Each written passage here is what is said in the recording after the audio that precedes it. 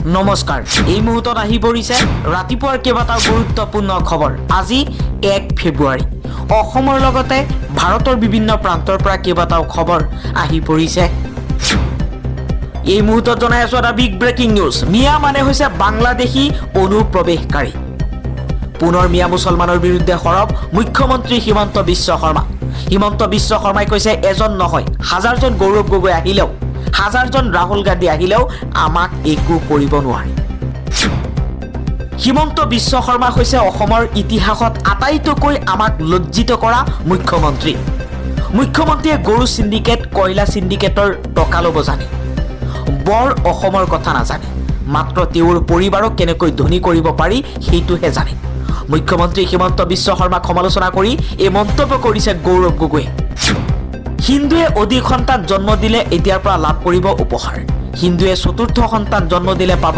21000 টকা আৰু পঞ্চম সন্তান জন্ম দিলে পাব 31000 টকা গাজিয়াবাদত এই ঘোষণা কৰিছে হিন্দু ৰক্ষা দলৰ নেতা ভূপেন্দ্ৰ উৰফে পিংকি চৌধুৰীয়ে হিন্দুসকলক অধিক সন্তান জন্ম দিবলৈ আহ্বান জনাইছে হিন্দু সংগঠনে মিয়া মুছলমানৰ ভোটে খেদিছে হিমন্ত বিশ্ব শৰ্মাক আগন্তুক 2026 চনৰ বিধানসভা নিৰ্বাচনৰ পূৰ্বে মিয়াৰ ভোটেই খেদিব হিমন্ত বিশ্ব শৰ্মাৰ সাম্প্ৰদায়িক মন্তব্যক লৈ সৰব হৈ পৰিছে নেমচুৰ সভাপতি বদৰুল ইছলামে কৈছে যে বৰ্তমান সময়ত আমি সকলো সচেতন হ'ব লাগিব হিমন্ত বিশ্ব শৰ্মাৰ দৰে বিজেপি নেতাই হিমন্ত বিশ্ব শৰ্মাৰ দৰে চৰিত্ৰৰ মানুহে অসমখনত সাম্প্ৰদায়িক সংঘৰ্ষৰ সৃষ্টি কৰিব গাদীখন পাবলৈ গাদী ৰক্ষা কৰিবলৈ যিকোনো পৰিস্থিতিত নামিব পাৰে এনেকুৱা চৰিত্ৰৰ নেতা কংগ্ৰেছৰ বিৰুদ্ধে সৰব হৈ পৰিছে মুখ্যমন্ত্ৰী হিমন্ত বিশ্ব শৰ্মাই কৈছে কংগ্ৰেছ মিয়াৰ কাৰণে পগলা হৈ গৈছে মই বাংলাদেশী অনুপ্ৰৱেশকাৰী খেদিমেই হাজাৰটা ৰাহুল গান্ধী গৌৰৱ গগৈ আহিলেও মোক ৰখাব নোৱাৰিব হিমন্ত বিশ্ব শৰ্মা অসমৰ অবৈধ বাংলাদেশীৰ বাবে আটাইতকৈ উপকাৰী জীৱ 2014 চনৰ পৰাই বান সমস্যা বিদেশী বহিষ্কৰণৰ নামত অসমবাসীক আবুৱা ভাৰি আহিছে বিজেপিয়ে সংবাদ মেলত অমিত শ্বাহ আৰু হিমন্ত বিশ্ব শৰ্মাক কটাক্ষ কৰি অসম জাতীয় পৰিষদৰ সাধাৰণ সম্পাদক জগদীশ ভূঞাই এই মন্তব্য কৰিছে বিশ্ব হিন্দু পৰিষদৰ নেতা প্ৰবীণভাই টুগাৰিয়াক গ্ৰেপ্তাৰ কৰক অসমত আহি সাম্প্ৰদায়িক মেৰু বিভাজনৰ সৃষ্টি কৰিব বিচাৰিছে প্ৰবীণভাই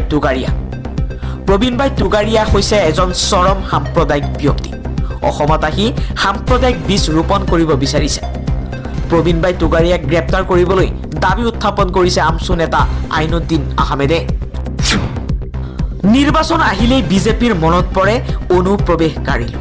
অনুপ্ৰৱেশকাৰীক এটা এটাকৈ বিচাৰি অসমৰ পৰা বাহিৰ কৰি দিম আকৌ নিৰ্বাচনী টুপ অমিত শ্বাহৰ 2014 চনত একেই প্ৰতিশ্ৰুতি দিছিল অসমবাসীক আকৌ 2026 চনত 15 বছৰৰ পাছত আকৌ একেই কথা অমিত শ্বাহৰ মুখত মুখ্যমন্ত্ৰীয়ে গৰু সিন্ডিকেট কয়লা সিন্ডিকেটৰ কথা জানে ক'ত মাটি ল'ব পাৰি সেয়া জানে বৰ অসমৰ কথা কেনেকৈ জানিব বৰ অসমৰ কথা কোৱা গৌৰৱ গগৈৰ বিৰুদ্ধে সৰব হোৱাৰ পাছতেই মুখ্যমন্ত্ৰী হিমন্ত বিশ্ব শৰ্মাক উদ্দেশ্যি গৌৰৱ গগৈয়ে কৈছে যে হিমন্ত বিশ্ব শৰ্মা বৰ অসমৰ কথা ভালকৈ নাজানিব কাৰণ তেওঁৰ নামেই হৈছে সিন্ডিকেটৰ লগত জড়িত বেংগালুৰুত মৃত্যু হৈছে 4জনকৈ মিচিং যুৱকৰ বেংগালুৰুত মৃত্যু হৈছে অসমৰ 4জনকৈ মিচিং যুৱক তেওঁলোকৰ বেকগ্ৰাউণ্ড কি আপুনি জানেনে তেওঁলোকৰ বায়োডাটা প্ৰকাশ কৰিছো এবাৰ শুনক চিন্তা কৰিব নালাগে 4জনৰ ভিতৰত এজনো মন্ত্ৰী বিধায়ক জাতীয় নেতাৰ সন্তান নাই এজনো আমোলা বিষয়া বুদ্ধিজীৱীৰ সন্তান নাই আজি এই 4জন যুৱক যদি মন্ত্ৰীৰ সন্তান হলহেঁতেন আজি হাহাকাৰ পৰিস্থিতিৰ সৃষ্টি হলহেঁতেন কিন্তু সাধাৰণ ঘৰৰ ল'ৰা কাম কৰিবলৈ বেংগালুৰুলৈ গৈছিল 4জনকৈ মিচিং যুৱক কিন্তু তেওঁলোকৰ সপোনবোৰ শেষ হৈ গ'ল যি ঘৰখনৰ বাবে বিদেশত কাম কৰিবলৈ গৈছিল আজি সেই ঘৰখনে বাট চাই আছে নিজৰ সন্তানক এবাৰ চাবলৈ। হৰমুজ প্ৰণালীত দ্ৰুতগতিত চলিছে ইৰাণৰ যুদ্ধাভাস। যিকোনো মুহূৰ্ততে আৰম্ভ হ'ব পাৰে আমেৰিকা ইৰাণৰ যুদ্ধ। এবাৰ আমেৰিকাই ইৰাণক সকীয়াই দিছে আৰু আমেৰিকাক সকীয়াই পুনৰ প্ৰত্যুত্তৰ দিছে ইৰাণে। আমেৰিকাই কৈছে, আমেৰিকাৰ ৰাষ্ট্ৰপতি ডনাল্ড ট্ৰাম্পে কৈছে যিকোনো মুহূৰ্তত ইৰাণৰ ওপৰত আক্ৰমণ চলিব পাৰে। ইফালে আমেৰিকাক প্ৰত্যুত্তৰ দিছে ইৰাণে। ইৰাণে কৈছে আক্ৰমণ কৰিলে প্ৰত্যাক্ৰমণ কৰা হ'ব। হৰমুজ প্ৰণালীত দ্ৰুতগতিত চলিছে ইৰাণৰ যুদ্ধাভাস। বেলুচিস্তানত বিদ্ৰোহী বেলুচৰ বৃহৎ আক্ৰমণ। পাক সেনাৰ আউটপোষ্ট এৰি পলায়ন। পাকিস্তানৰ প্ৰধানমন্ত্ৰী শাহবাজৰ অভিযোগ, ইয়াৰ আঁৰত আছে ভাৰত। পাকিস্তানৰ বেলুচিস্তান প্ৰদেশৰ 10খনতকৈও অধিক চহৰত আক্ৰমণ চলাইছে বেলুচ লিবাৰেশ্যন আৰ্মীয়ে। এই আক্ৰমণত BLA কেইবাটাও থানা আৰু চৰকাৰী অট্টালিকা ধ্বংস কৰিছে। খবৰ অনুসৰি BLAৰ এই আক্ৰমণত প্ৰায় 10জনকৈ নিৰাপত্তাৰক্ষী নিহত হৈছে। প্ৰতিশোধমূলক কাৰ্যৰ সময়ত নিৰাপত্তা বাহিনীয়েও প্ৰায় 37জন যোদ্ধাক হত্যা কৰিছে। এই সময়ছোৱাত পাকিস্তানী সেনাই কেইবাটাও আউটপোষ্ট পৰিত্যাগ কৰি পলায়ন কৰিবলৈ বাধ্য হৈছে। হৰ্ষ মাণ্ডেৰে হিমন্ত বিশ্ব শৰ্মাৰ বিৰুদ্ধে এজাহাৰ দাখিল কৰাৰ পাছত হৰ্ষ মাণ্ডেৰৰ ওপৰত 100টা কেছ দিয়াৰ কথা উল্লেখ কৰিছে হিমন্ত বিশ্ব শৰ্মাই। অসমত এটা জাতিক তুচ্ছ-তাচ্ছিল্য কৰাৰ পাছত, মুছলমানক মুকলিকৈ অত্যাচাৰ কৰিব লাগিব বুলি কোৱাৰ পাছত হৰ্ষ মাণ্ডেৰে হিমন্ত বিশ্ব শৰ্মাৰ বিৰুদ্ধে দিল্লীত গোচৰ ৰুজু কৰিছিল। গোচৰ ৰুজু কৰাৰ পাছতেই হৰ্ষ মাণ্ডেৰৰ ওপৰত সৰব হৈ পৰিছে হিমন্ত বিশ্ব শৰ্মা।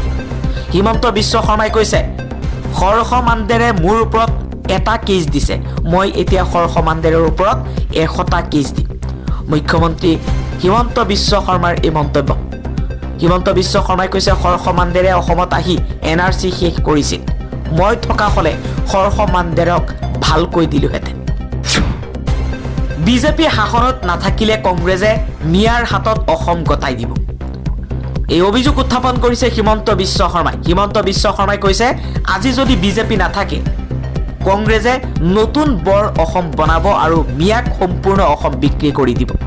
তেওঁলোকে কৈছে, মই মিয়া মিয়া কৈ থাকোঁ, মিয়াই আমাৰ সত্ৰ দখল কৰিব, আমাৰ মাটি দখল কৰিব, লাভ জিহাদ কৰিব, তাৰ পাছতো আমি মিয়াৰ কথা ক'ব নালাগে নেকি?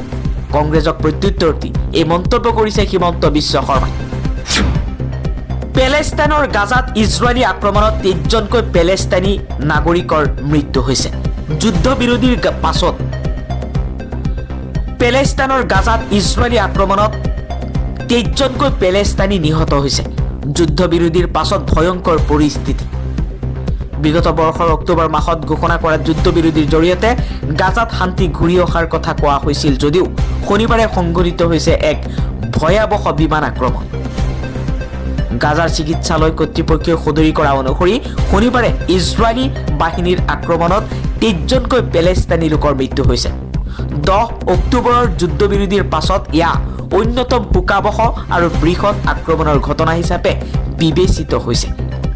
ইজৰাইলে হামাজৰ বিৰুদ্ধে পুনৰ যুদ্ধবিৰোধী উলংঘনৰ অভিযোগ উত্থাপন কৰাৰ এদিন পাছতেই গাজাৰ বিভিন্ন স্থানত এই আক্ৰমণ চলোৱা হয়। চিকিৎসালয়ৰ সূত্ৰই প্ৰকাশ কৰা মতে গাজা চহৰৰ এটা আৱাসিক অট্টালিকা আৰু খান ইউনুছৰ এটা আশ্ৰয় শিবিৰত হোৱা এই আক্ৰমণত 2টা পৰিয়ালৰ 2গৰাকী মহিলা আৰু 6গৰাকী শিশুকে ধৰি কেইবাজনো লোক নিহত হয়।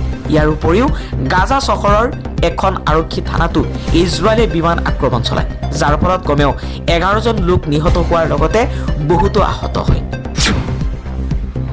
মহাৰাষ্ট্ৰৰ ৰাজনীতিত নতুন ইতিহাস। প্ৰথমগৰাকী মহিলা উপৰাষ্ট্ৰপতি হিচাপে সুনেত্ৰা পাৱাৰৰ শপত গ্ৰহণ।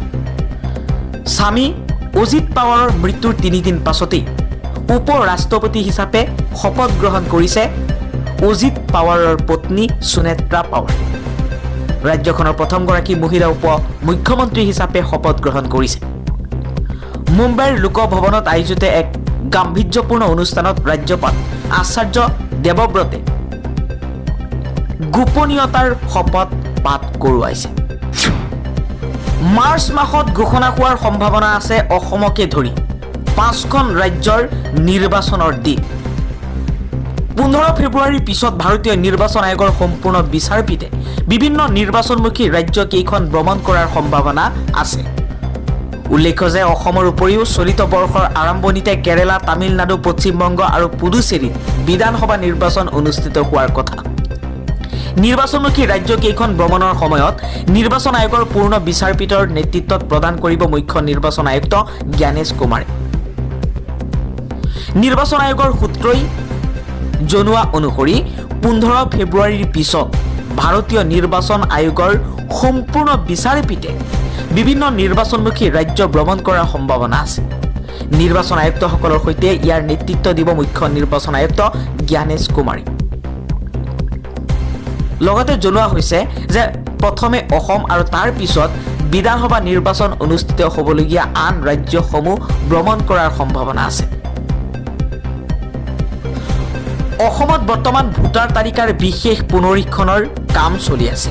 নিৰ্বাচন আয়োগে জনপ্ৰতিনিধিত্ব আইন 1950ৰ 21 নম্বৰ ধাৰাত অসমত অনুষ্ঠিত হ'বলগা নিৰ্বাচনৰ বাবে বিশেষ সংশোধনৰ নিৰ্দেশনা দিছে।